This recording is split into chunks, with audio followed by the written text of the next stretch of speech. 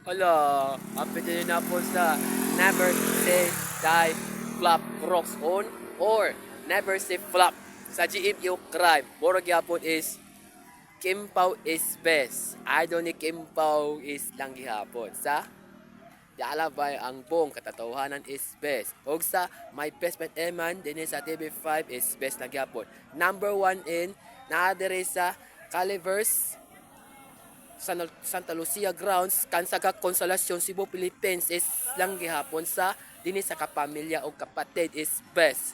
Na ano man kay ano man ang Kimpau o my best friend EMMAN sa TV5 o Kapamilya is best lang gihapon. Okay? Flop series sa GMEWW Crime sa Never Safe Flop. Lani dagway siri ni David Kauko. Dagway proga pa pod. Pero more gihapon is Kimpau is best. Akong gi-plug sa Mandawi City po na. Ako pagdugay na hiskot ang adlaw. Pagdugay. Ang atog Mandawi sa may Mandani Bay, Tipolong, Mandawi City, Cebu, Philippines. Naman.